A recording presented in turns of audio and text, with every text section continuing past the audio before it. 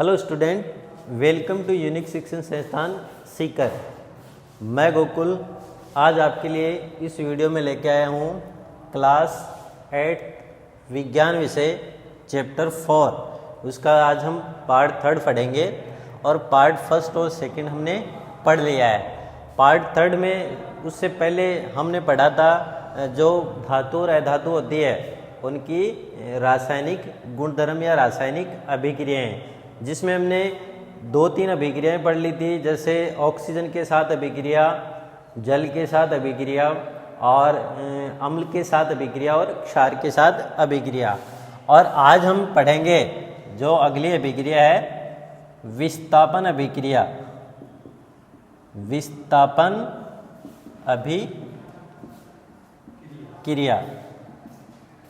तो सबसे पहले इसकी परिभाषा हमें जाननी आवश्यक है। तो वे रासायनिक अभिक्रियाएं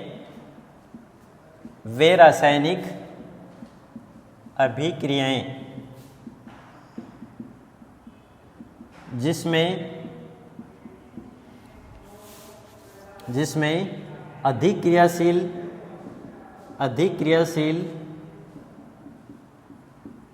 धातु कम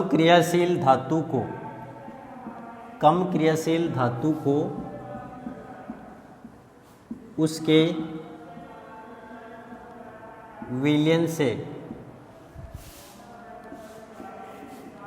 विस्थापित या प्रतिस्थापित कर देती है, उसे विस्थापन अभिक्रियाएं कहते हैं। उसे विस्थापन अभिक्रियाएं कहते हैं। जैसे एक समीकरण के द्वारा हम पढ़ते हैं, जैसे Zn प्लस CuSO4। तो इसमें क्या बनेगा ZnSO4 प्लस Cu। तो इसमें जिंक क्या है, अधिक क्रियाशील धातु है और ये अधिक क्रियाशील धातु होने के कारण कॉपर सल्फेट के विलयन से कॉपर को प्रतिस्थापित कर देती है और ये जो सल्फेट आयन वो जिंक के साथ जुड़ के जिंक सल्फेट का निर्माण कर लेता है। इस प्रकार इस अभिक्रिया को हम समझ सकते हैं। इस अभिक्रिया को और अधिक समझने के लिए हम एक सामान्यतः क्रियाकलाप करते हैं। उस क्रियाकलाप के द्वारा इस अभिक्रिया को हम आसानी से समझ सकते हैं। क्रियाकलाप। इस क्रियाकलाप में हमें 5 बीकर की आवश्यकता होती है। जैसे ये पहला बीकर है, ये दूसरा, ये तीसरा, ये चौथा और ये पांचवा। अब इस प्रकार इसमें हमने 5 बीकर ले लिए।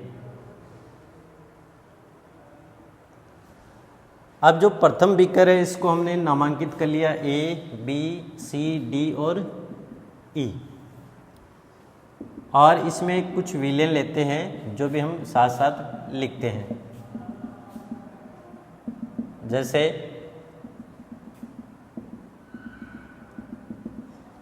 पहला जो बीकर A है, तो बीकर A में हम क्या लेते हैं, कॉपर सल्फेट और जिंक। ये ले लिया कॉपर सल्फेट और ऊपर से हमने क्या डाल दिया, जिंक। दूसरा जो बीकर है उसमें हमने क्या लिया, कॉपर सल्फेट और आयरन।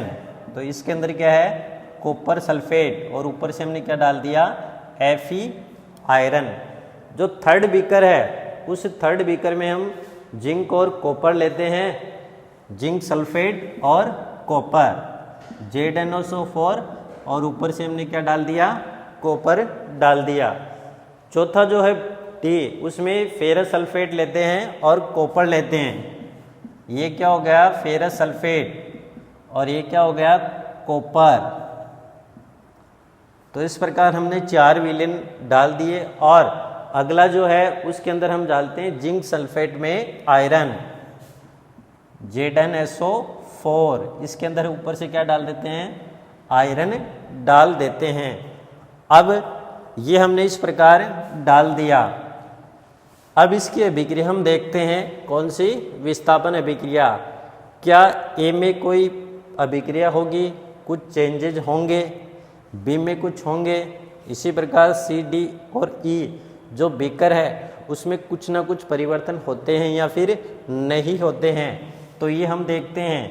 तो जो ए वाली है उसमें कौन सी अभिक्रिया होती है? Zn, ए में Zn प्लस CuSO4, तो क्या बनेगा? ZnSO4 plus copper. तो ये आसानी से अभिक्रिया संपन्न हो जाती है। सेकंड जो है, जो बी बीकर है उसमें Fe plus CuSO4, Fe plus CuSO4, तो ये क्या बना जाएगा? FeSO4 plus Cu। ये विक्रिया भी संपन्न हो जाती है। इसी प्रकार जो सी बीकर है इसमें विक्रिया क्या होती है? ZnSO4 plus Cu। तो आगे अभिक्रिया नहीं होती है, अभिक्रिया नहीं हो पाती है। इसी प्रकार जो डी बीकर है इसमें जो हमने डाला वो है FeSO4 प्लस Cu, इसमें भी अभिक्रिया नहीं होती है। इसी प्रकार जो ई है, तो ई बीकर में हमने क्या डाला? ZnSO4 प्लस Fe, इसमें भी अभिक्रिया नहीं होती है। तो इस प्रकार हम समझ सकते हैं कि अधिक क्रियाशील धातु कम क्रियाशील धातु को उसके विलयन से प्रतिस्थापित कर देती है। जैसे जिंक यहाँ पे कॉपर से अधिक क्रियाशील है इसलिए इसको प्रतिस्थापित कर सकती है। आयरन जो है वो कॉपर से अधिक क्रियाशील है इसलिए प्रतिस्थापित कर सकती है। लेकिन यहाँ पे जिंक सल्फेट है, वो कॉपर जो है उससे क्या है? अधिक क्रियाशील है, इसलिए कॉपर कम क्रियाशील होने के कारण जिंक को उसके विलयन से प्रतिस्थापित नहीं कर सकती। इसी प्रकार जो डी वाली अभिक्रिया है इसमें जो कॉपर है वो आयरन से कम क्रियाशील होने के कारण आयरन को उसके विलयन से प्रतिस्थापित नहीं कर सकती। और इसी प्रकार जो पांचवी अभिक्रिया है उसमें जो आयरन है वो जिंक से क्या होता है? कम क्रियाशील, और कम क्रियाशील होने के कारण अभिक्रिया में जो जिंक सल्फेट के विलयन से जिंक को प्रतिस्थापित नहीं कर सकता है। इस प्रकार हम समझ सकते हैं कि जो विस्थापन अभिक्रिया है इसमें अधिक क्रियाशील धातु कम क्रियाशील धातु को उसके विलयन से प्रतिस्थापित कर देती है। अब हम देखते हैं इस विस्थापन अभिक्रियाओं को समझने के लिए सबसे पहले हमें क्या समझना होगा? सक्रियता श्रेणी। अगर हमने सक्रियता श्रेणी समझ लिया तो हम विस्थापन अभिक्रियाएं हैं उसको आसानी से लिख सकते हैं। तो इसके लिए हमें सक्रियता श्रेणी पता होनी चाहिए। तो अगला हम देखते हैं सक्रियता श्रेणी। अब सक्रियता श्रेणी में क्या होता है? धातुओं को उसकी क्रियाशीलता के आधार पर, धातुओं को उसकी क्रियाशीलता के आधार पर, क्रियाशीलता का आधार पर अवरोही क्रम में, अवरोही क्रम इसका मतलब घटते हुए क्रम में रखा जाता है, घटते हुए क्रम में रखा जाता है। इस श्रेणी को क्या बोलते हैं? सक्रियता श्रेणी कहते हैं। जैसे हम एक यहाँ पे सक्रियता श्रेणी है उसका निर्माण करते हैं या बनाते हैं, तो उसके लिए हमें सबसे पहले इसमें ध्यान रखना होगा, ये कुछ तत्व रखेंगे इसमें, इसके नाम दे देंगे और उसके बाद में इसकी क्रियाशीलता का जो क्रम है वो हम लिख सकते हैं। सबसे पहले हमने लिखा potassium, sodium, calcium, calcium, potassium, sodium, calcium, magnesium, aluminium, zinc, iron. फिर हमने लिखा लेड। फिर हमने लिखा हाइड्रोजन, उसके बाद में हमने लिखा कॉपर। कॉपर या जो तांबा है वो, उसके बाद में हमने लिखा Hg, Ag और Au। तो ये कुछ धातुओं की क्या है, सक्रियता श्रेणी है, जिसमें ऊपर ऊपर क्या रखा गया, पोटेशियम, ये क्या है, sodium, calcium, magnesium, aluminium, zinc, iron, lead, ये हाइड्रोजन, कॉपर, उसके बाद में मरकरी या इसको पारा लिख सकते हैं, ये क्या है, सिल्वर या चांदी, ये क्या है, सोना या जिसको हम गोल्ड बोल सकते हैं। तो ये कुछ धातुएं हैं। ऊपर हाइड्रोजन से ऊपर वाली धातुएं हाइड्रोजन से अधिक क्रियाशील होती है, और नीचे हम क्या लिखेंगे, हाइड्रोजन से नीचे वाली धातुएं हाइड्रोजन से कम क्रियाशील होती है, और सबसे अधिक क्रियाशील धातुएं, सबसे अधिक क्रियाशील धातु, तो पोटेशियम क्या है, सबसे अधिक क्रियाशील धातु है। क्रियाशीलता का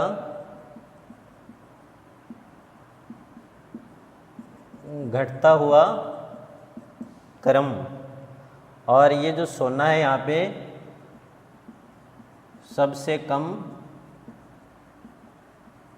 क्रियाशील धातु है, सबसे कम क्रियाशील धातु। तो इस प्रकार हम सक्रियता श्रेणी के द्वारा धातुओं की क्रियाशीलता को समझ सकते हैं, और धातुएं किस प्रकार अभिक्रिया करती है, कौन सी विस्थापन अभिक्रिया है, उसको भी हम इसके आधार पे समझ सकते हैं। जैसे यहाँ पे मैं एक सामान्य अभिक्रिया लिखता हूँ, जैसे हमने एक विलेन लिया यहाँ पे MgSO4 और आगे क्या लिया, कॉपर। MgSO4 नीचे क्या लिया, कॉपर। तो इसमें कोई अभिक्रिया नहीं होती है। क्यों नहीं होती है? क्योंकि मैग्नीशियम क्या है, अधिक क्रियाशील धातु है, और कॉपर क्या है, कम क्रियाशील धातु। तो कम क्रियाशील धातु अधिक क्रियाशील धातु को उसके विलयन से प्रतिस्थापित या विस्थापित नहीं कर सकता है। इसलिए हम लिख सकते हैं कि विस्थापन अभिक्रियाओं में अधिक क्रियाशील धातु ही कम क्रियाशील धातु को उसके विलयन से विस्थापित या प्रतिस्थापित करता है। अब ये हमने रासायनिक अभिक्रियाएं जो हैं वो पढ़ लिया, यानी धातुओं और अधातुओं के रासायनिक गुणधर्म। अब हम पढ़ेंगे इनके उपयोग, धातु और अधातुओं के कुछ उपयोग वो देखेंगे।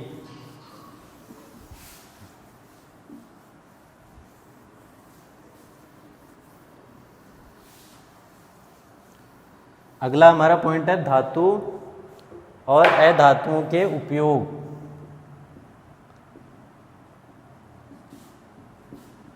अधातुओं के उपयोग, तो सबसे पहले हम पढ़ेंगे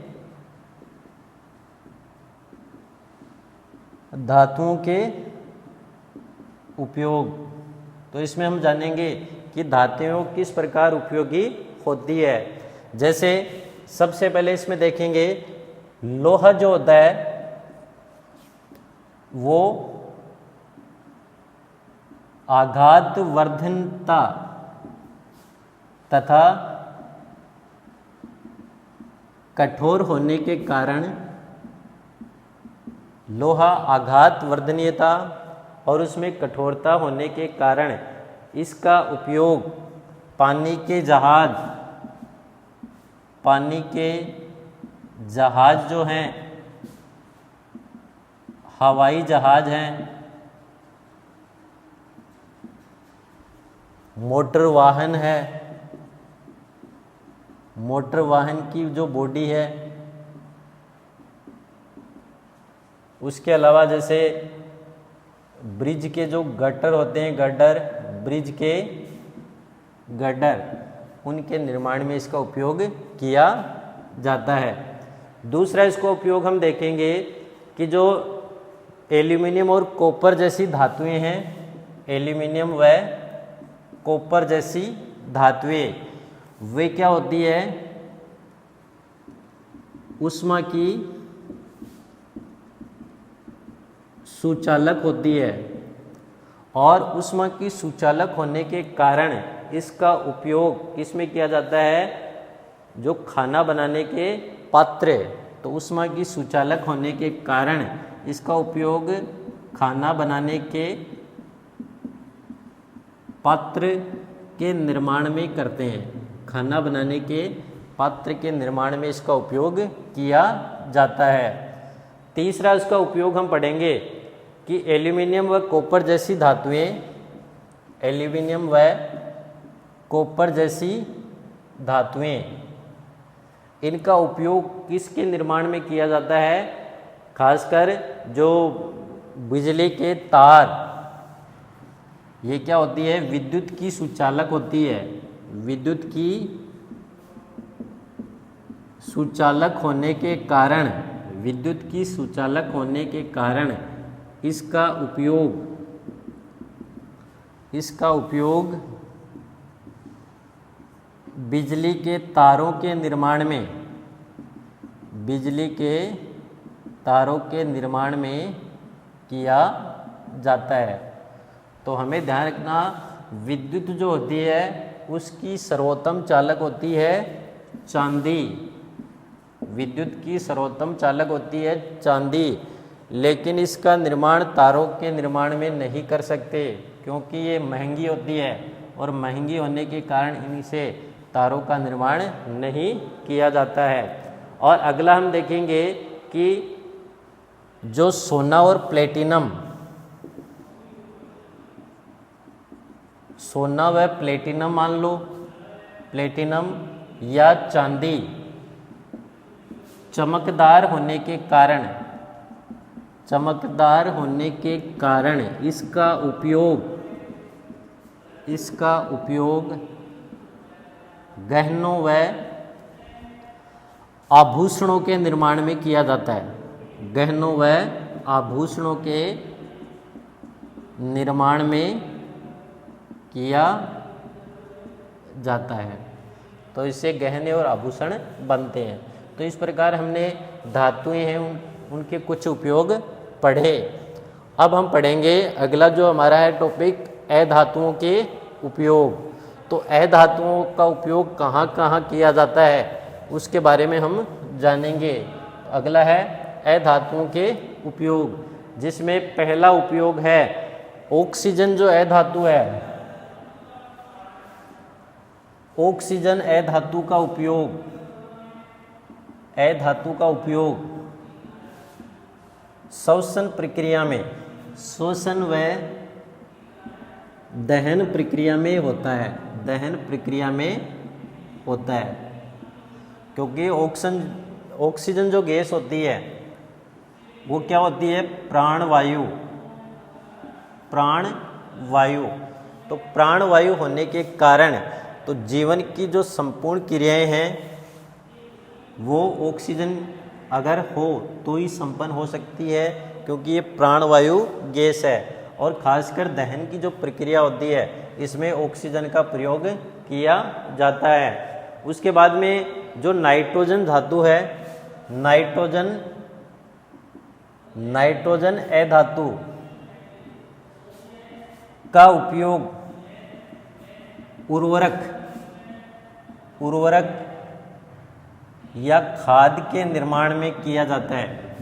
खाद के निर्माण में किया जाता है। इससे किसका निर्माण होता है? उर्वरक या खाद का निर्माण होता है। जैसे यूरिया, तो नाइट्रोजन धातु का उपयोग खादों के निर्माण में किया जाता है। उसके बाद में तीसरा जो है वो है कार्बन। कार्बन सी धातु का उपयोग जल को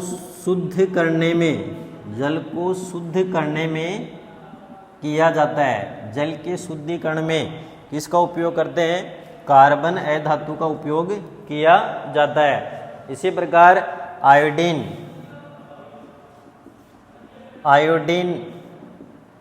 धातु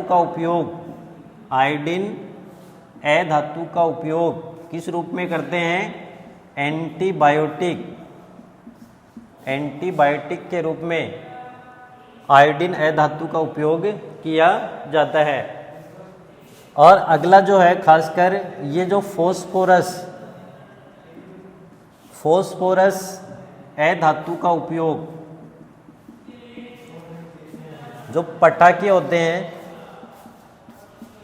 फॉस्फोरस धातु का उपयोग पटाखे व दिया सिलाई यानी माचिस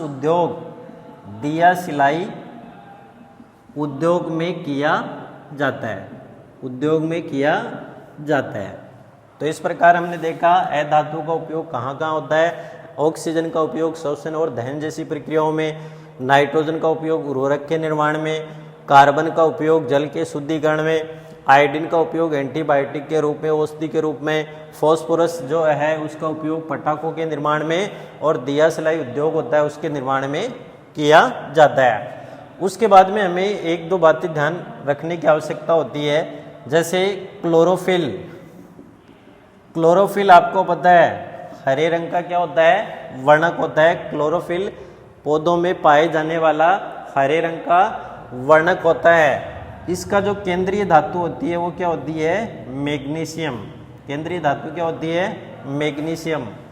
इसी प्रकार जैसे हम लिख सकते हैं रक्त में पाया जाने वाला हीमोग्लोबिन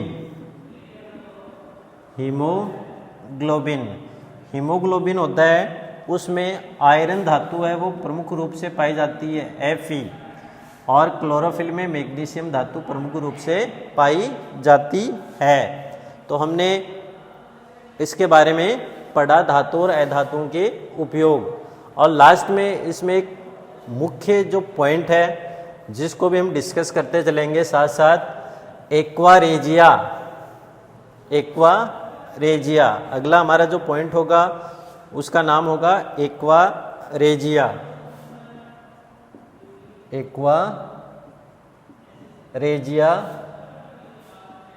रॉयल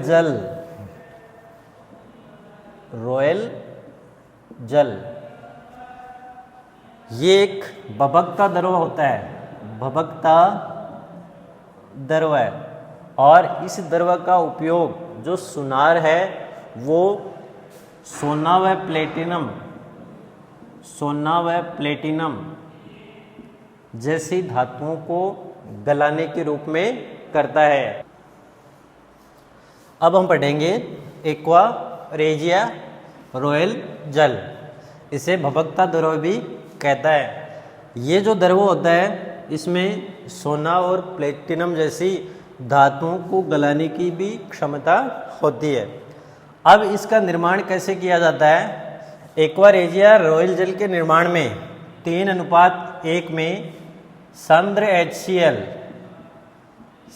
HCl व सांद्र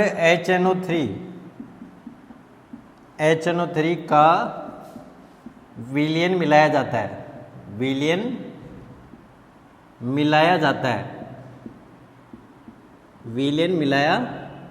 जाता है जिसमें 75% जो भाग होता है वो सांद्र हाइड्रोक्लोरिक अम्ल का होता है तथा 25% भाग सांद्र नाइट्रिक अम्ल का होता है, नाइट्रिक अम्ल का होता है। इस प्रकार आज के इस वीडियो में हमने पढ़ा धातु और अधातुओं के रासायनिक गुणधर्म में विस्थापन अभिक्रिया, उसके बाद धातुओं और अधातुओं के उपयोग और एक्वा रेजिया या रॉयल जल।